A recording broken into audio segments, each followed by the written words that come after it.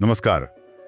आज हम धर्मवीर भारती की बहुत ही प्रसिद्ध रचना गुनाहों का देवता के शुरुआती हिस्से पर बात करेंगे। हाँ बिल्कुल। तो इनसे हम समझने की कोशिश करेंगे कहानी के शुरुआती माहौल को, किरदारों को, उनके रिश्तों को। और कहानी शुरू होती है प्रयाग यानी इलाहाबाद से। हाँ, लेखक ने शहर को ऐसे दिखाया है जैसे कोई सपना हो, किसी कलाकार का बनाया हुआ। मतलब शहर सिर्फ एक जगह नहीं है। नहीं, बिल्कुल नहीं। उसमें एक अजीब सी स्वच्छंदता है, पतली गलियां, चौड़ी सड़कें, मौसम का भी कोई तय मिजाज नहीं। हाँ, खासकर वो कार्तिक और वसंत के बीच का समय और सुबह, अल्फ्रेड पार्क, गंगा तट, ये सब मिलकर एक मूड सेट करते हैं ना। बिल्कुल। और इसी माहौल में हमारा नायक है चंद्र कुमार कपूर, चंदर। हाँ, वो अल्फ्रेड पार्क में सुबह टहलने वाला सीन, सफेद पैंट, सफेद जूते, गोरा चेहरा, एक होनहार छात्र। जी, लेकिन दिलचस्प ये है कि वो शुरू में प्रयाग माँ से झगड़ कर पढ़ने आया था, चौक में रहता था। और पढ़ाई में तो खैर कमाल का था, अंग्रेजी अच्छी, बीए, एमए टॉपर, अब रिसर्च।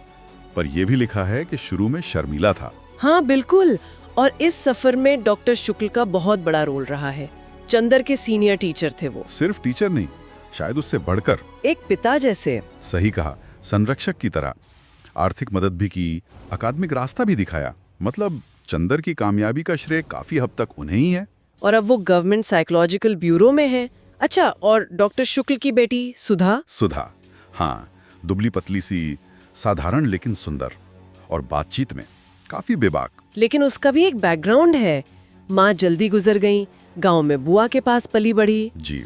और जब 13 साल की उम्र में प्रयाग आई तो स्रोत बताते हैं कि वो मतलब आधी जंगली सी थी, शर्मीली, भोली, पर गुस्सैल भी। हाँ, वो घी कम होने पर चौका जूठा कर देना या माली को काट खाना, गजब।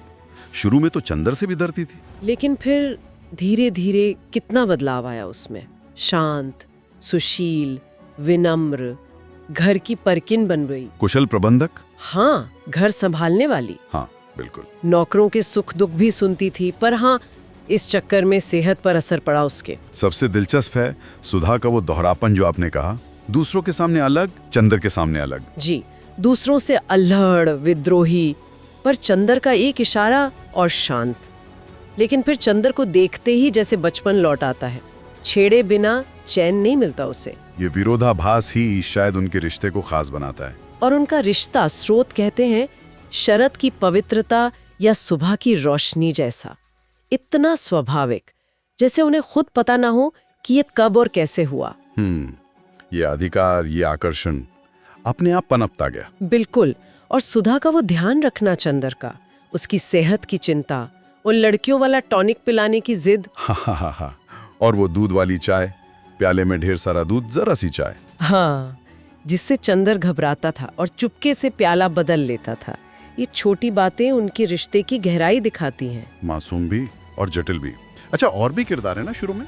हाँ, जैसे ठाकुर साहब हैं, अमीर, हंसमुख विद्यार्थी। और वो कवि मित्र बिसारिया, श्री रविंद्र बिसारिया। जी, बिसारिया, कमल सरोवर पर प्रेम और कविता के बारे में सोचते हुए। और यहीं पर चंदर का वो नजरिया सामने आता है। हाँ, वो मजेदार है। प्रेम को मानसिक बीमारी कहता है और कविता को सन्निपात। है ना अजीब। मतलब जो खुद सुधा के साथ इतने गहरे अनकहे रिश्ते में है, वो प्रेम को बीमारी बता रहा है। शायद खुद को समझाने की कोशिश हो या भविष्य के उलझनों से बचाओ, हो सकता है। और ठाकुर साहब बिसारिया को छेड़ते भी हैं कि वो हर मौके पर कविता सुनाने लगता है। हाँ, वॉर फ्रंट हो या शादी ब्याह, और उसका कविता संग्रह भी छप रहा है। तो ये सब किरदार, ये प्रयाग का माहौल, ये छोटी छोटी घटनाएं, ये सब मिलकर कहानी की जमीन तैयार करते हैं। बिल्कुल। एक तरफ प्रयाग का रोमानी माहौल, दूसरी तरफ चंदर के विचार, और सुधा के साथ उसका वो गहरा उलझा हुआ स्नेह। तो संक्षेप में हमने गुनाहों का देवता की शुरुआत में प्रयाग को एक किरदार की तरह देखा, चंदर और सुधा के जटिल व्यक्तित्व को समझा और उनके बीच के उस स्वाभाविक लेकिन नाजुक रिश्ते की पहली झलक पाई। साथ ही ठाकुर साहब और बिसारिया जैसे किरदारों से उस दौर के विश्वविद्यालय जीवन की भी एक तस्वीर मिली। हाँ, और सोचने वाली बात ये रह जाती है कि सुधा का ये व्यक्तित्व, जो बचपन की मासूमियत और गुस्से से होते हुए एक शांत लड़की में बदला, पर चंदर के सामने फिर चंचल हो उठता है। और चंदर के लिए उसकी वो गहरी, लगभग माँ जैसी देखभाल ये सब उनके रिश्ते को सुबह की रोशनी सा पवित्र तो दिखाता है। पर क्या ये पवित्रता, ये स्वाभाविकता आने वाले समय की, समाज की बड़ी होती उम्र की जटिलताओं का सामना कर पाएगी? बिल्कुल, इसके संकेत तो यहीं से मिलने शुरू हो जाते हैं। ये सवाल मन में रह जाता है